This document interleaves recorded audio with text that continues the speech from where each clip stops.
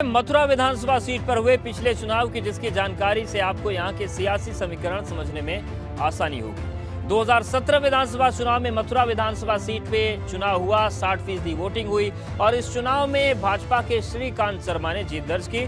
और श्रीकांत शर्मा इस वक्त प्रदेश के ऊर्जा मंत्री हैं। श्रीकांत शर्मा ने चुनाव में कांग्रेस के प्रदीप माथुर को हराया और लगातार जो इस सीट से विधायक हो रहे थे। अब आपको मथुरा विधानसभा सीट के पिछले 3 नतीजों के बारे में बताते हैं, जिससे आपको यह साफ होगा कि यहाँ का चुनावी इतिहास क्या रहा है और कैसे ये कांग्रेस का गढ़ थी, लेकिन समीकरण यहाँ पर बदल गए। 2007 में मथुरा विधानसभा सीट से कांग्रेस के प्रदीप माथुर ने जीत दर्ज की। 2012 में भी उन्होंने ही चुनाव जीता, लेकिन 2017 की जो मोदी लहर आई उसमें श्रीकांत शर्मा ने कांग्रेस के इस जीत के काफिले को रोक दिया। अब वो यूपी सरकार में कैबिनेट मंत्री हैं। तो ये हमने आपको चुनाव इतिहास बताया और अब बारी है आपको मथुरा विधानसभा सीट के उन बड़े सियासी चेहरों से रूबरू कराने की जो 2022 विधानसभा चुनाव में अपना मजबूत दावा पेश कर रहे हैं। और इन्हीं चेहरों पर तमाम सियासी पार्टियां 22 के रण में दांव लगा सकती हैं। इनमें पहले भाजपा के मौजूदा विधायक और राज्य के ऊर्जा मंत्री श्रीकांत शर्मा हैं, जो इस सीट पर फिर जीत का दावा कर रहे हैं।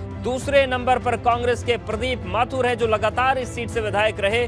तीसरे नंबर पर रालोद के अशोक अग्रवाल का, जिन्हें किसान आंदोलन से फायदा मिल सकता है। और चौथा चेहरा भाजपा के चौधरी तेजवीर सिंह का है, जो मथुरा के सांसद रह चुके हैं। तो ये 4 बड़े चेहरे हैं और अब सिलसिलेवार ढंग से एक एक चेहरे की ताकत हम आपको बताते हैं।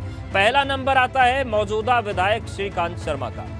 2017 में श्रीकांत शर्मा विधानसभा चुनाव जीते और मथुरा के मौजूदा भाजपा विधायक हैं। योगी कैबिनेट में ऊर्जा मंत्री और मथुरा के अलावा यूपी के दूसरे जिलों में भी इनका प्रभाव है। भाजपा के कद्दावर नेताओं में श्रीकांत शर्मा की गिनती होती है। ब्राह्मण वर्ग में बहुत गहरी पैठ रखते हैं, जो राजनीति इस वक्त चल भी रही है। अब बारी है मथुरा सीट के दूसरे रसूखदार चेहरे के बारे में आपको जानकारी देने की, जो कि कांग्रेस का बड़ा चेहरा है, और ये है प्रदीप माथुर।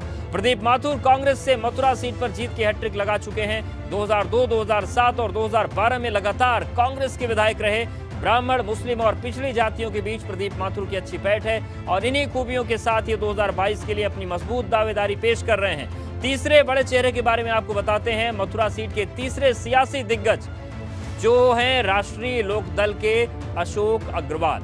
अशोक अग्रवाल पेशे से डॉक्टर हैं और ब्रजवासी पेड़े वाले के खानदान से आते हैं। बड़ा नाम है ये भी। 2 बार पहले विधानसभा चुनाव लड़ चुके हैं, लेकिन जीत नहीं मिल पाई। जाट और ठाकुर वोटर्स के बीच अच्छी पैठ है और ऐसा इसलिए क्योंकि ये वोटर रालोद के बड़े वोट बैंक का हिस्सा है। मृदुभाषी हैं, लोगों से इनका व्यवहार काफी अच्छा है और लोग इनको पसंद करते हैं। और अब बारी है आपको मथुरा सीट के चौथे बड़े सियासी सूरमा से रूबरू कराने की, जो मथुरा में भाजपा का बड़ा चेहरा है और 2022 के लिए ये भी मजबूत दावेदारी पेश कर रहे हैं, और ये है चौधरी तेजवीर सिंह।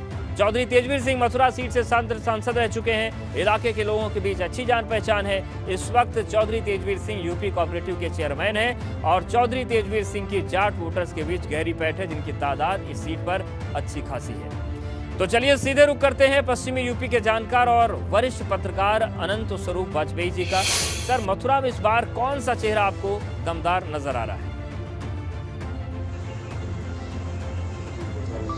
देखिए, दमदार चेहरा तो श्रीकांत शर्मा जी हैं, क्योंकि सबसे बड़ी बात यह है कि यहाँ जो तीर्थ स्थल योगी जी ने घोषित किया यहाँ को, ये बहुत बड़ी पुरानी मांग थी और उससे लोगों के ऊपर अच्छा प्रभाव पड़ा है। अभी मैं आपको एक बात ये बता दूं कि कहा तो ये जाता है कि कांग्रेस की गढ़ है, पर ऐसी बात नहीं है। भाजपा ने, अगर हम 1974 से लें तो भाजपा इस सीट से 5 बार जीतती है और कांग्रेस 6 बार जीती है, और जो 6वीं बार है वास्तव में उसे हम भाजपा की जीत कर सकते हैं, जो जयप्रकाश नारायण की पार्टी के टाइम में जीती थी। यहाँ पर दूसरी चीज़ सबसे बड़ी आती है कि जो फैक्टर आता है भाजपा के फेवर में, वो आता है यहाँ के ब्राह्मण और वैश्य वोटों का। वैश्य वोट, बिल्कुल सर, उन समीकरणों पर भी बात करेंगे कि वो ब्राह्मण का